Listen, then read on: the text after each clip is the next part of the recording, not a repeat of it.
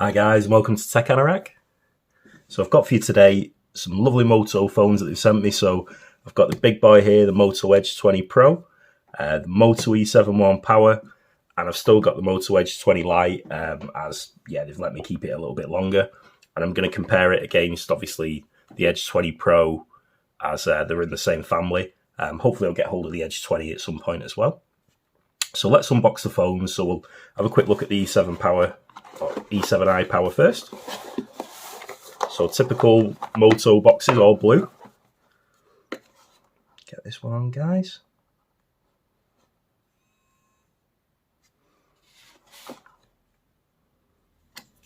Okay, so this is a really cheap phone as well in the UK. It's £80, so probably about $100 in the US. Okay, so you other side of the box, so big stats, 5,000 milliamp hour battery. So just an IPS LCD panel. You've got a 13 megapixel dual camera system, as it says, with macro vision. So yeah, the E7i Power, it's got a octa-core Unisoc chip. Oh, I'm not too familiar with Unisoc. That's quite a new one on my channel. And it's a 28 nanometer chip, so sounds quite high compared to the processes that we've got now. Like, I think the lowest is 6 nanometer, but again, it's really cheap phone, so there's going to be cheaper hardware in there. But it's got 32 gig onboard storage and 2 gig of RAM, so probably going to be a good phone for an older person or for a child that's like a preteen maybe. As we said, it's got that 13 megapixel main lens. It's a wide angle lens, and it's also got a 2 megapixel macro lens. It can do 1080p 30. On the selfie camera, it's a 5 megapixel selfie cam, and it can do 1080p 30, and again a wide angle lens. It's a 10 watt charger, so higher than what you get with like basic iPhones, like the iPhone 11 that comes with a 7 watt charger. And it's nice you do get a charger in the box. And it comes in Tahiti blue, which we've got here, and coral red, which, yeah, there's a little picture of it there. Okay, so let's move on. So let's do I'm not going to unbox, although we'll unbox the Edge 20 Lite quickly, but I've already got a review for this, guy, so I'll put the review in the comments, but I'll just show the phones all off. So this one didn't come with the plastic kit. Ooh, nice Moto ringtone. This one didn't come with. Right, I think it's finished now. So this one didn't come with the plastic CPU case, but this one did. Most Motorola's come with that. Okay, and now the big boy. So we'll get these boxes out of the way. So nice big box, this one. So I was a bit surprised. I didn't know that it came with. So there's the phone box, but it also comes with the Ready For cable. So it doesn't have the dock like the Moto G100 did that I've reviewed on the channel recently, but it's the same cable. It's also got USB-C pass-through charging. So basically that goes into the bottom of the phone, the USB-C, then the HDMI goes into the display.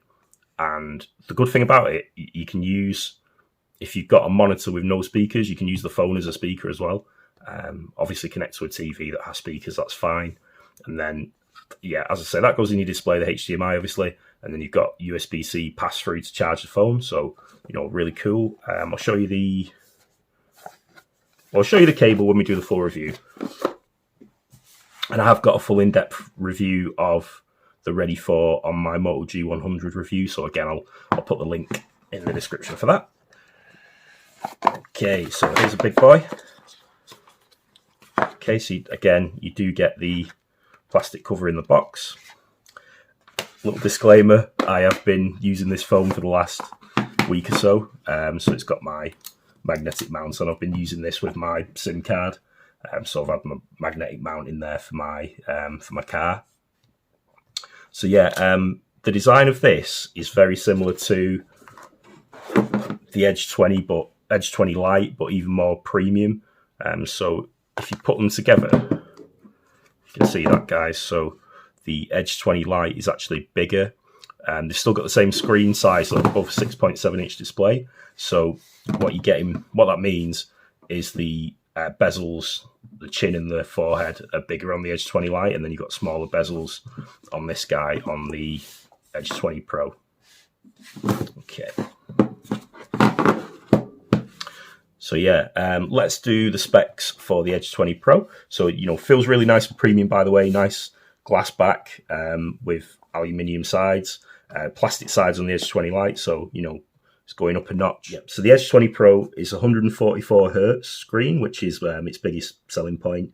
It's an OLED screen with HDR10 Plus. It's a 6.7-inch display with 1080p times 2400 pixels, so basically 385 ppi, so it's full HD plus. It's Gorilla Glass 5. It's a Snapdragon 870 5G 7nm CPU, so nice fast chip. It's like an overclock version of last year's flagship, basically the 865, but the 870. Same chip you get in the Poco F3. It's UFS 3.1 storage. This one's got the 256 gig of RAM. 256 gig storage and 12 gig of RAM. And your cameras, you've got the 108 megapixel main lens. You've also got a 8 megapixel periscope telephoto and a 16 megapixel ultra wide camera. It can do 8K at 24 frames per second. 4K at 30 and 60 frames per second, all the 1080p's 3060, slow motion 240 and 960 FPS. It's also got gyro EIS for stabilization. Okay, so front-facing camera is a central notch at the top, and it's a 32 megapixel wide-angle camera. It's HDR. It can do 4K 30, which is nice. Not all Android phones can do 4K 30 on the front, including my Node 2, which I'd like to have on there. It can do 1080p 30, and it can do slow motion on the front-facing camera, 120 FPS. So again, not all phones can do that, so that's a nice feature. It's got Bluetooth 5.1, Wi-Fi 6. It's a 4,500 milliamp hour battery, fast charging, 30 watt, no wireless charging on deck, and the Moto Edge 20 Lite it's got a bigger battery, so that's 5,000 milliamp hour. This is a 4,500, but yeah, I think the trade-off with that is this has got the smaller bezels, the more powerful chip, obviously.